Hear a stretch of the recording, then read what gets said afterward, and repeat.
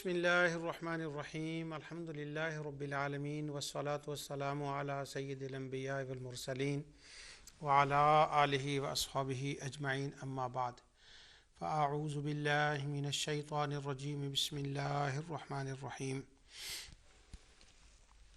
حامیم والکتاب المبین انا انزلناہ فی لیلۃ مبارکۃ انا کنا منذرین صدق اللہ العظیم آمنت باللہ صدق اللہ العظیم۔ ناظرین، پروگرام ازالہ شبہات میں آپ کے سامنے حاضر ہوں۔ اللہ تعالیٰ میری حاضری کو قبول فرمائے، ناظرین کو برکتیں عطا فرمائے، اور نور ٹی وی کو اور قبلہ پیر صاحب کو اللہ تعالیٰ صحت و تندرستی دے، اور نور ٹی وی کو دن دگنی رات چگنی برکتیں عطا فرمائے۔ میں اس وقت بدعہ کے ٹاپک پر گفتگو کر رہا ہوں۔ پہلے میں نے پروگراموں کے اندر یہ بات بتائی تھی کہ بدعہ کا مطلب کیا ہوتا ہے، اور بدعہ حسنہ اور بدعہ سیئہ ہوتی ہے، اس کی تقسیم کا معاملہ بتایا۔ اس کے بعد میں نے ان کتابوں کو ٹچ کرنا شروع کیا کہ جو کتابیں بدعت کے خلاف لکھی گئی ہیں، اور ان کے مصنفین نے اپنے ذام میں ان بدعتوں کا رد کیا جو ان کے خیال میں، ان کے ذام میں وہ بدعتیں بنتی تھیں، اور ان کو کرنے سے بندہ واصل جہنم ہو جاتا ہے، نعوذ باللہ، اور بندہ گمراہ ہو جاتا ہے۔ ان میں سے جمعرات کے دن جمع ہو کر یا کسی دن جمع ہو کر قرآن پڑھنا، اس کا ثواب کسی کو پہنچانا، دین کی بات کرنا، کچھ کھا لینا، اور یہ اس پر میں نے گزشتہ پروگرام میں عرض کیا تھا۔ تو جتنی وہ کتابیں بدعت کے موضوع پر ہیں وہ 4-5 ہی باتیں ہیں، باقی تو کوئی چھوٹی چھوٹی باتیں ان پر تو بیان کرنا میں مناسب نہیں سمجھتا۔ جیسے مثلا یہ ہے کہ وہ کہتے ہیں کہ یہ بدعت ہے کہ جمعے کے دن بندہ جمعہ پڑھنے کے بعد کچھ دیر مسجد میں بیٹھا رہے، تو ایسی چھوٹی باتوں کی طرف تو نہیں، میں ان پر میں کچھ گفتگو نہیں کروں گا۔ ہاں، جو بڑی باتیں ہیں جن کو وہ اپنے ذام میں بدعت کہتے ہیں، ان پر میں اللہ تعالیٰ کی رحمت سے گفتگو کر رہا ہوں۔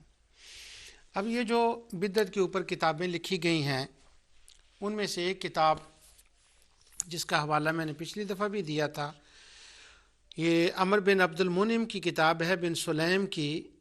اس کا ترجمہ حافظ زبیر علی زئی صاحب نے کیا ہے، اور حافظ زبیر علی زئی صاحب پاکستان کے اندر ہمارے شبہ ڈالنے والے دوستوں کے امام ہیں۔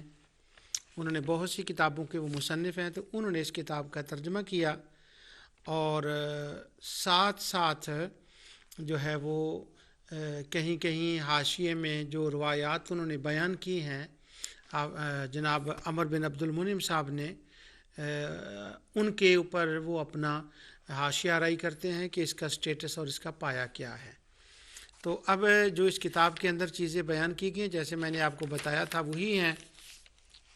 مساجد کے اندر بدعات، صلاۃ و سلام پڑھنا، نعتیں پڑھنا، کعبہ کے اندر بدعات، کعبے کے غلاف کو ہاتھ لگانا اور وہاں سے برکت حاصل کرنا، حالانکہ وہ بخاری کی حدیث میں آپ کے سامنے پڑھ چکا ہوں۔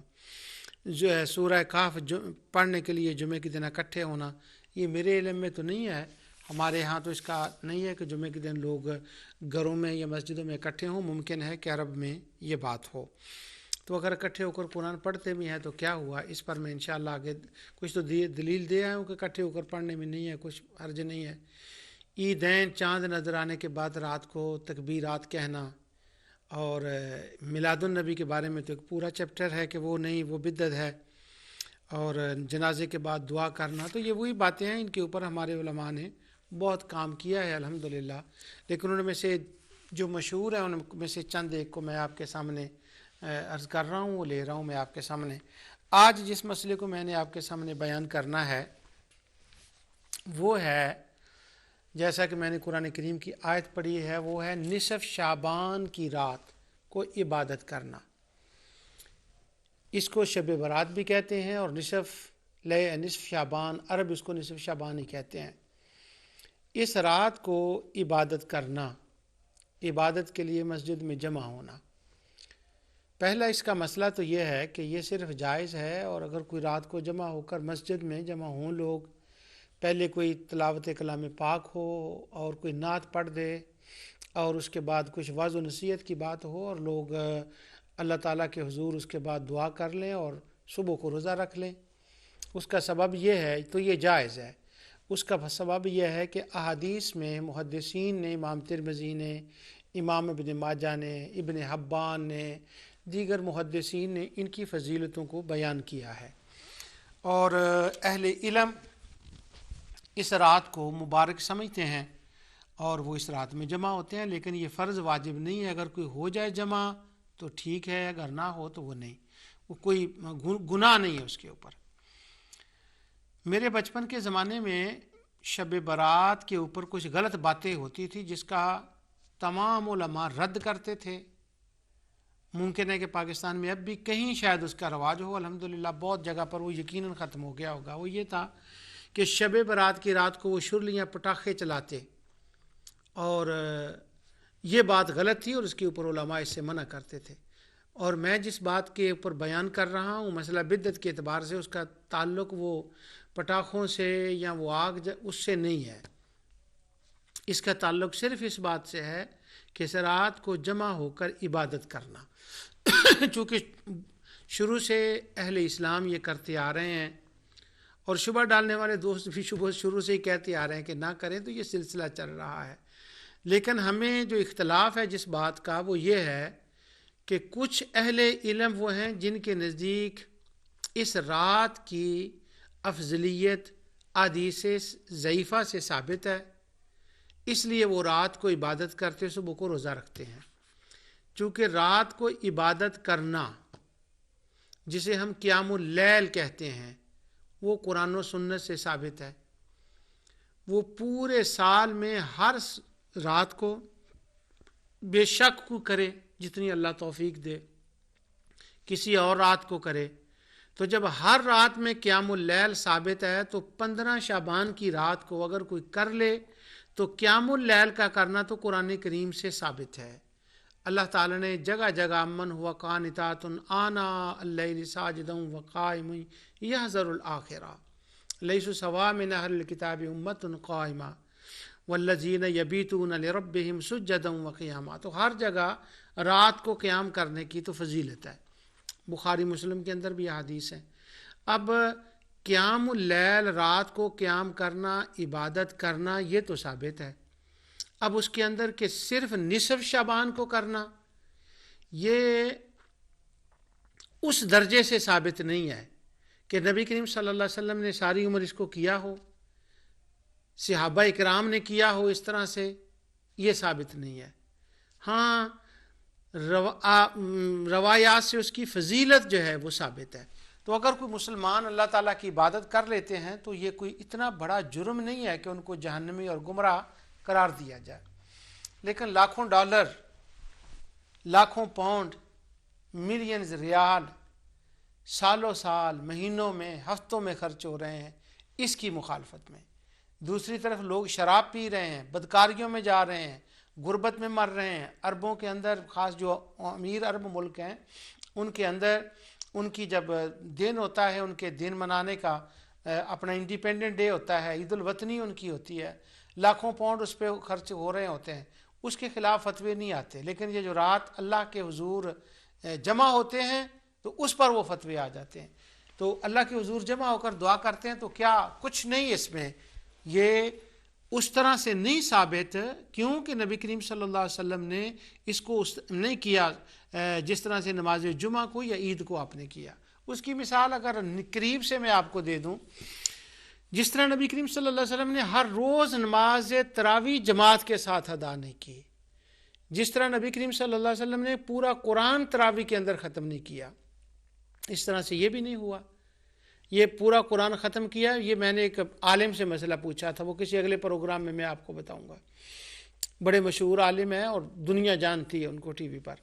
تو ان سے براہ راست میں نے یہ مسئلہ بھی پوچھا تھا اس کے بارے میں، ایک دو اور کئی مسئلے پوچھے تھے، وہ میں نے آپ سے وعدہ بھی کیا ہوا ہے کہ ان سے جتنے میں مسئلے پوچھے ہیں کسی نہ کسی پروگرام میں بتاتا رہوں گا آپ کو۔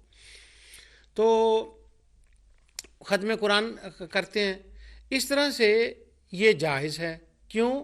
اگر نبی کریم صلی اللہ علیہ وسلم ہر روز فرماتے کر رہے ہوتے تو پھر تو اس کا جو مرتبہ ہے وہ واجب یا فرض یا سنت مؤکدہ کا ہوتا، اور امت کی آسانی کے لیے بہت دفعہ نبی کریم صلی اللہ علیہ وسلم جو امور جائز تھے ان کو نبی کریم صلی اللہ علیہ وسلم دوام پابندی کے ساتھ اس لیے جمع ہو کر نہیں کرتے تھے کہ وہ امت کے اوپر فرض ہو جائیں گے اور ان کے اوپر وہ زیادہ جو ہے وہ ہو جائے گا. آپ نے اس کو انڈیویجولی چھوڑ دیا. جس طرح آپ نے تراویح کی جماعت ہر روز اس وجہ سے نہیں کرائی کہ وہ فرض نہ ہو جائے. تو یہ اگر اس طرح سے اتنی بات ہو نا تو بات ختم ہے کہ ٹھیک نصف شعبان کی رات ہے, لوگ اکٹھے ہوں نماز پڑھ لیں الحمدللہ. لیکن مسئلہ کیا ہوا ہے؟ وہ مسئلہ یہ ہے کہ لوگوں نے اس کے اوپر کتابیں لکھی, بہت زیادہ کتابیں لکھی اس کے رد میں. جس طرح سے یہ مسئلہ کوئی ایسا مسئلہ ہے کہ امت اس کی وجہ سے کہیں گمراہی کے گڑھے میں گر رہی ہے. کر کیا رہے ہیں؟ نماز پڑھ رہے ہیں. کر کیا کریں؟ اللہ تعالیٰ سے استغفار کر رہے ہیں. تو اس کے اوپر بہت لکھا گیا. اب یہ جو کتاب ہے اس میں چونکہ شعبان کے بارے میں ایک خاص باب ہے تو اس لیے شعبان کی رات کے بارے میں جو کچھ انہوں نے لکھا پہلے میں وہ آپ کو پڑھ کر بتاتا ہوں. یہ حافظ زبیر العزی صاحب نے اس کے بارے میں اس کا ترجمہ کیا ہے. اب پہلے وہ سن لے. کہتے ہیں کہ یہ جو شعبان کی رات ہے کہ رات کو عبادت کرنا یہ بدعت ہے. اور وہ حدیث لکھتے ہیں کل بدعت ضلالہ کہ اور کل ضلالۃ فی النار, ہر بدعت گمراہی ہے اور ہر گمراہی فیول آف ہیل فائر ہے. وہ جہنم کا ایندھن ہے وہ لوگ جو یہ بدعتیں کرتے ہیں. کون سی بدعتیں؟ ابھی جن کا وہ آگے ذکر آ رہا ہے.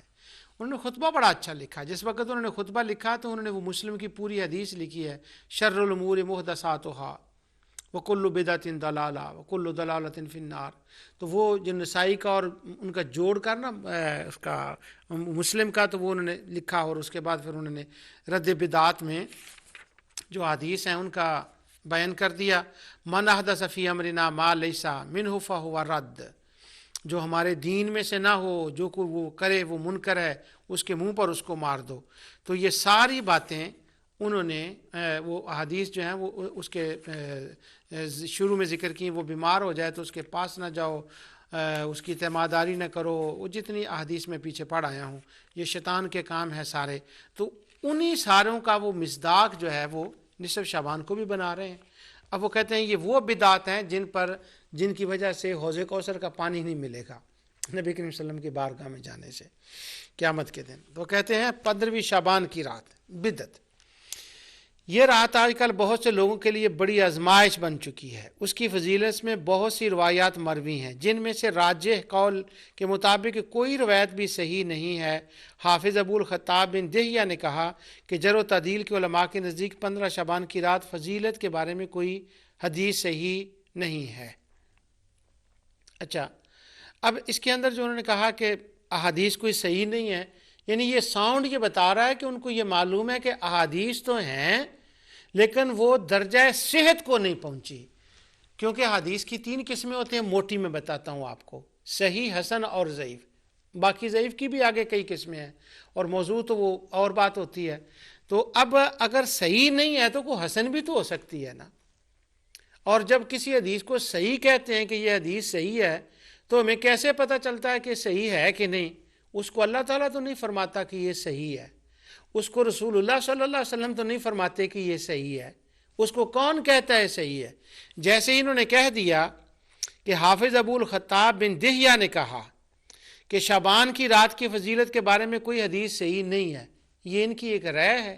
ایک محدث کہہ رہا ہے کہ حدیث صحیح نہیں ہے, تو ایک دوسرا محدث ان کے مقابلے کا, فرض کریں ابن حبان ہو یا صاحب مستدرک, کیا نام ہے ان کا, امام حاکم ہو, میں ایک مثال دے رہا ہوں, وہ کہہ دیں کہ یہ صحیح ہے. تو اب یہ کہنا کہ کوئی روایت صحیح نہیں ہے تو ایک محدث کی رائے اوپینین ہے. روایات تو ہیں نا, ترمذی میں ہیں, ابن حبان میں ہیں, ابن ماجہ میں ہیں. چونکہ وہ روایات ہیں اس لیے مسلمان ان پر عمل کرتے ہیں, ان کو حسن جان کر, ان کو صحیح جان کر. ایک عالم نے کہا یہ صحیح نہیں ہے تو آپ نے اس عالم کی بات سن کر وہ روایات کو صحیح نہیں کہا اور اس رات کو عبادت نہیں کی. الحمدللہ اور دوسرے لوگوں نے یہ کہا کہ فلاں عالم نے یہ کہا کہ یہ حدیث سے حسن ہے، کم از کم حسن ہے، یہ حدیث صحیح ہے، کسی عالم سے سنا، انہوں نے اس پہ عمل کر دیا. تو اب آپ الحمدللہ کیوں نہیں کہتے؟ کیونکہ آپ بھی تو ایک عالم کی رائے کے پیچھے جا رہے ہیں نا کہ کوئی حدیث صحیح نہیں ہے. تو وہ کہتے ہیں ابن دہیہ نے کہا کہ اس کے اوپر کوئی حدیث صحیح نہیں ہے. آگے وہ کہتے ہیں ابن دہیہ سے پہلے یہ بات امام اکیلی نے کہی ہے کہ 15 شعبان کو نزول باری تعالیٰ میں تمام روایات کمزور ہیں. اب کمزور ہونا اور بات ہے اور صحیح کے مقابلے میں ہونا وہ اور بات ہے. آگے اس کے بعد کہتے ہیں حافظ ابن رجب، وہ جن کا میں حوالہ دیا ہوں نا بدعت کے حوالے سے، انہوں نے اس کے جواز کا قول کیا، وہ میں آپ کو بتاتا ہوں آگے چل کر. حافظ ابن رجب تو کہتے ہیں ٹھیک ہے، اب انہی کے حوالے سے وہ لکھ رہے ہیں، لیکن انہوں نے دونوں جو دلائل ہیں دونوں کا ذکر کیا ہے. حافظ ابن رجب فرماتے ہیں کہ 15 شعبان کی رات کی فضیلت میں دوسری کئی احادیث بھی ہیں جن کے صحیح یا ضعیف ہونے میں اختلاف ہے، اور اکثر نے انہیں ضعیف قرار دیا. ان میں سے بعض کو امام ابن حبان نے صحیح قرار دے کر اپنی صحیح ابن حبان کتاب میں ذکر کیا. لو، کیوں نہیں صحیح حدیث جی؟ آپ مجھ سے پوچھیں کیوں نہیں صحیح ہے؟ کس نے کہا؟ ابن حبان نے کہا، اور اپنی صحیح ابن حبان کے اندر اس کو لکھا. جب بات ہوتی ہے نا وہ طلاق کے مسئلے کی، رفع یدین کی، قرات خلف الامام کی، اس دن یہی صحیح ابن حبان ہمارے دوستوں کے کام آتی ہے. اسی صحیح ابن حبان سے وہ بتاتے ہیں دیکھو امام کے پیچھے قرات کرنی چاہیے، کہاں لکھا ہے؟ صحیح ابن حبان میں لکھا ہے. تو آج اگر وہی بات صحیح ابن حبان میں ہو کہ شبرات کی رات، نصف شعبان کی رات برکت والی رات ہے، ابن حبان اس حدیث کو درج کر کے کہیں یہ صحیح ہے، تو اگر اوکیلی کہیں کہ وہ کمزور ہیں، ابن حبان کہیں تو وہ صحیح ہیں. اب جو ابن اوکیلی کے پیچھے ان کی رائے کو ترجیح دینے والے ہیں وہ نہ عبادت کریں، اور جو ابن حبان کی رائے کو ترجیح دینے والے ہیں وہ عبادت کر لیں. اب میں ابن رجب کا ہی پڑھ کر بتا رہا ہوں، یعنی ابھی میں ان کی اس کتاب سے جس میں نصف شعبان کی مخالفت کی گئی ہے وہی میں پڑھ کر ابھی بتا رہا ہوں آپ کو. اور یہ کیا ہے اس کی، وہ تو دلائل تو میں بعد میں بتاتا ہوں. یعنی اس کے اندر بھی یہ لکھا ہے، اور حدیث کیا لکھی ہے؟ کل بدعہ دلالہ اور کل دلالۃ فی النار. اس کو جس کو ابن حبان صحیح کہہ رہے ہوں اور ابن رجب اس کی تصدیق کر رہے ہیں، اس کو دلالۃ فی النار کہا جا رہا ہے. استغفر اللہ العظیم. آگے کہتے ہیں راویوں کی توثیق اور حدیث صحیح میں ابن حبان کا تساہل مشہور ہے. بعض متقدمین نے اس رات کو ہر مخصوص فضیلت کا انکار کیا ہے. ابن وزا نے البدع اپنی والنہی عنہا میں صحیح سند کے ساتھ عبد الرحمن بن زید بن اسلم سے نقل کیا کہ میں نے اپنے استادوں اور فقہا کرام میں سے کسی شخص کو بھی 15 شعبان کی رات کا اہتمام کرتے ہوئے نہیں دیکھا، اور نہ کسی کو مکحول کی حدیث ذکر کرتے ہوئے سنا، ورنہ انہیں دوسری راتوں پر کوئی فضیلت بیان کرتے ہوئے سنا. فقہا ایسے ہی کام نہیں کرتے تھے، فقہا ایسے کام نہیں کرتے تھے. وہ کہتے ہیں کہ ابن وزا نے بیان کیا ہے، یہ ابن وزا ایک محدث ہوئے ہیں، ان کی کتاب ہے البدع. اصل میں آپ کو ابھی بتا دیتا ہوں، اگلے پروگرام میں بتاؤں گا کہ البدع جو ابن وزا کی کتاب ہے، اصل میں اس کتاب کو کسی محدث نے رپورٹ ہی نہیں کیا، کسی نے اس کو نریٹ ہی نہیں کیا، کسی نے اس کو روایت ہی نہیں کیا. یہ تو کتاب ہی جعلی ہے، یہ تو میں آگے چل کر بتاؤں گا آپ کو. اور یہ اس کتاب سے البدع سے کہہ رہے ہیں کہ انہوں نے کہا کہ عبد الرحمن بن زید نے کہا کہ فقہا اس رات کو نہیں جاگتے تھے. اور کمال یہ ہے کہ یہ کہہ رہے ہیں کہ عبد الرحمن بن زید سے ابن وزا نے نقل کیا، اور نیچے زبیر العزی صاحب کہہ رہے ہیں جمہور علماء کے نزدیک یہ شخص ویسے ہی ضعیف ہے، اس کی تو بات ہی نہیں ماننی چاہیے کہ جو یہ کہہ رہا ہے کہ اس رات کو فقہا جو ہیں وہ نہیں عبادت نہیں کیا کرتے تھے. آگے کہتے ہیں کہ وہ کسی کا نام لیتے ہیں کہ نمیری کہتا ہے کوئی واعظ تھا تو اس نے یہ کہہ دیا کہ اس کا ثواب لیلۃ القدر کی رات سے افضل ہے. تم نے نمیری نہ کسی نے کہا کہ ابن ابی ملیکہ سے نقل کیا کہ زیاد نمیری کہتا ہے کہ 15 شعبان کی رات کا ثواب لیلۃ القدر سے زیادہ ہے. تو ابن ملیکہ نے فرمایا اگر میں یہ بات سن لیتا تو میرے پاس لاٹھی ہوتی اور میں اسے لاٹھی مارتا. کس بات پر؟ اس بات پر کہ نصف شعبان کو عبادت کرنی چاہیے. وہ تو لاٹھی والی بات تو اور کر رہے ہیں، اور یہ بھی تب ہے اگر یہ ثابت ہو جائے کہ یہ کتاب ابن وزا کی ہے، اور وہ تو کہہ رہے ہیں کہ اس روایت کا یہ سخت قسم کا ضعیف راوی ہے، اس کی تو بات ویسے ہی نہیں ماننی چاہیے. اللہ اکبر. اور یہ جو ابن نمیری والی بات ہے وہ کہتے ہیں، حافظ زبیر علی زئی نیچے کہتے ہیں کہ اسماء الرجال کہ جمہور علماء کے نزدیک یہ شخص بذات خود ضعیف ہے. یہ ابن وضاح کی حقیقت میں بھی آگے واضح کروں گا. یعنی یہ وہ جو کتاب نصف شعبان کے خلاف لکھی گئی اور جس کے اندر عبادت کرنے والوں کو جہنمی بدعتی کہا گیا، اس میں جب یہ چیپٹر باندھا گیا ہے نا تو اس چیپٹر کا یہ حال ہے. تو آگے آپ دیکھیں کیا ہوتا ہے. اس کے بعد کہتے ہیں لوگوں میں اس رات کی تعظیم اور احترام میں بعض شامی تابعین مثلا مکحول، لقمان بن عامر، خالد بن معدان کی وجہ سے پیدا ہوئی. انہی میں سے بعض زائد قسم کے لوگوں نے یہ مسئلہ لیا ہے. اور یہ بھی کہا جاتا ہے کہ ان تابعین وغیرہ کو اس سلسلے میں اپنی اسرائیلیات کی بعض روایات پہنچی تھی. ابن رجب کہتے ہیں کہ علماء حجاز عطا ابن رباح ابن ملائکہ نے اس 15 رات کی فضیلت کا انکار کیا ہے. عبد الرحمن بن زید بن اسلم نے اس انکار کو مدینہ کے فقہاء سے نقل کیا ہے. امام مالک کے شاگردوں کا بھی یہی موقف ہے اور یہ تمام اس کو بدعت قرار دیتے ہیں. لطائف المعارف حافظ بن رجب کی کتاب کا وہ حوالہ دے رہے ہیں. اب حافظ بن رجب نے جو یہ بات لکھی ہے اس کے اندر کہ خالد بن معدان، حافظ ابن تیمیہ نے جب میں نے وہ ابدالوں کی مسئلہ بیان کیا تھا نا، اس میں خالد بن معدان ایک روایت کے راوی تھے. ویسے حافظ ابن تیمیہ نے لکھا ابدالوں کا تو وجود ہی نہیں ہوتا، لیکن میں نے اللہ تعالیٰ کے فضل سے اس وقت فتاوے سے یہ ثابت کیا تھا کہ حافظ ابن تیمیہ سے خدا نے حق نہیں لکھوایا. وہ کہتے ہیں یہ جو خالد بن معدان ہے یہ ابدالوں میں سے ہیں. اور حافظ ابن رجب کہتے ہیں مکحول، لقمان بن عامر، خالد بن معدان، یہ تمام علماء دمشق کے اندر شام کے علماء اس رات کو اللہ تعالیٰ کی عبادت کرتے تھے. اب دو باتیں اگر میں آپ کو سمجھا سکوں تو اس رات کی فضیلت میں وارد ہونے والی احادیث کو ابن حبان نے کہا کہ وہ صحیح ہیں، ایک بات. دوسرا، تابعین اس رات کو اللہ تعالیٰ کی عبادت کیا کرتے تھے، دو باتیں. اور تیسری بات یہ کہ کتب احادیث میں اس کے اوپر احادیث ہیں، تین. اور چوتھی بات یہ کہ امت کا اس کے اوپر عمل ہے. آج بھی دنیا بھر میں کسی دنیا کے ملک میں، انڈونیشیا ہو، ترکی ہو، ملیشیا ہو، مراکش ہو، یمن ہو، پوری دنیا کے امت کا اس کے اوپر عمل ہے. حافظ ابن کثیر نے البدایہ والنہایہ میں لکھا کہ پورا شام اس کو میرات کو اکٹھا ہو کر عبادت کرتا تھا، لیکن حافظ ابن تیمیہ نے اس پر زور دیا کہ نہیں ہونی چاہیے. تو ان کا ایک مرید گورنر بن گیا تو اس نے ذرا سختی کی کہ خبردار آئندہ کے بعد نہ کریں، یعنی لاٹھی ڈنڈے کے زور سے کہتے ہیں ہم نے بند کرایا، ورنہ پوری امت اس کو کر رہی ہے.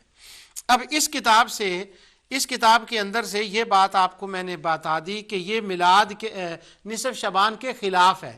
یعنی لگتا یوں ہے کہ عبد المنعم صاحب کے ہاتھ کانپ نہیں رہے ہوں گے جب یہ وہ عبارت لکھ رہے ہوں گے کہ محدثین کہہ رہے ہیں تابعین ابدال راتوں کو جاگا کرتے تھے. اس کی روایتیں صحیح ہیں. بعض علماء نے جن کو کمزور کہا ہے وہ ان کی اپنی رائے ہے، یعنی ضعیف کہنے والے بھی ہیں، صحیح کہنے والے بھی ہیں، عبادت کرنے والے بھی ہیں، اور کچھ لوگ اس کو عبادت نہ کرنے والے بھی ہیں. اگر ان کی بات پر اعتماد کیا جائے تو کیا ہوا؟ وہ کون سی فرض یا واجب ہے کہ سب مالکیہ نے کرنا تھا، سب حنبلیوں نے کرنا تھا، سب حنفیوں نے کرنا تھا، سب شافیوں نے کرنا تھا، پوری امت نے کرنا تھا؟ وہ فرض واجب تو ہے نہیں. اگر کچھ لوگ جمع ہو گئے اور انہوں نے جا کر عبادت کر دی تو کوئی بات نہیں. اور یہ مسلمان ہمیشہ سے کرتے چلے آ رہے ہیں. اس کے اوپر یہ ایک کتاب ہے ہمارے ایک عزیز علامہ قاری محمد ارشد صاحب سے، یہ انہوں نے میرا بھی اس کے اندر ذکر کیا ہے. بڑی دیر ہو گئی ہے. یہ کتاب اس وقت وہ چھپوائی تھی المدینہ اسلامک ریسرچ سینٹر پاکستان سے. تو انہوں نے اس کے اوپر اچھا مواد اس کتاب کے اندر، اس کا نام ہے مغفرت کی رات. تو یہ شکریلا شریف پاکستان سے چھپی تھی.